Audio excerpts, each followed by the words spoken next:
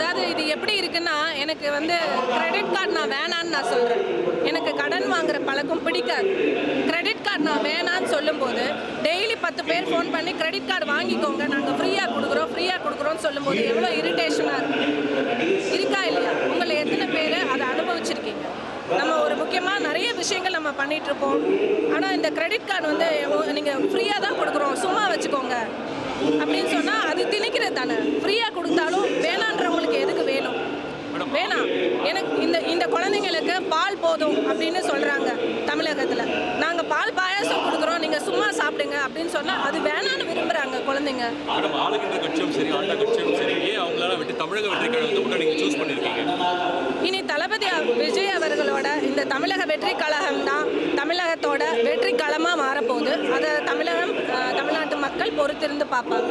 எதிர்கட்சிகள்லாம் பார்த்தீங்கன்னா வந்து ஓட்டு சதவீதம் 2024 பெரிய தடவை இல்லைன்னு சொல்கிறாங்க. அப்படின்ற போது உங்களோட கருத்து என்ன? இல்லை, எதிர்காலம் சிறப்பாக இருக்குது. ஆல்ரெடி 1.5 கோடி உறுப்பினர்கள் இதில் இருக்காங்க. அண்ட் தமிழக வெற்றி கழகத்தோட செயல்பாடுகள் இதுக்கு மேலே இன்னும் விறுவிறுப்பாக தான் இருக்கும். களம் இனிமேல் தான் சூடு பிடிக்க போகுது. அடுத்த 10 மாத காலங்கள் எலெக்ஷனை நோக்கி போகும்போது இன்னும் விறுவிறுப்பாக இருக்கும்.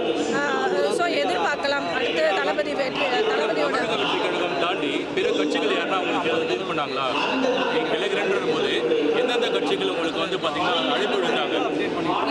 நிறைய இருந்தது. பட் சிலர் வந்து என்னென்ன பேர் கொடுத்து சொல்லுவாங்க இருந்தது. ஆனால் என்னோட ஒரே இது என்னோட குழந்தைகளுக்கு வந்து தளபதி விஜய் அவர்களோட தேசியமும் திராவிடமும் எனக்கு செயல்படுறதுக்கும் இயங்குறதுக்கும் எனக்கு உறுதுணையாக இருக்கும் நம்பி தான் நான் டிவி தமிழகத்தில் பார்த்தீங்கன்னா பாலியல் பெண்கள் பாதிக்கப்படுறாங்க. ஸோ நீங்கள் தளபதி அவர் பார்த்து வாய்ப்பு கிடைச்சதா? பெண்கள் குறித்து என்ன மாதிரி விஷயம் கோரிக்கை வைக்கணும்னு நினைக்கிறீங்க? பெண்கள் பாதுகாப்புக்காக தளபதி விஜய் அவர்கள் என்னைக்கும் நிற்பார். அதுக்கு உறுதுணையாக பெண்களுக்கான ஒரு குரலாக நானும் இருக்கணுன்ற ஒரு பங்கீடு கொடுக்கணும் அப்படின்றதுக்காக தான் நம்ம இணைஞ்சிருக்கோம்.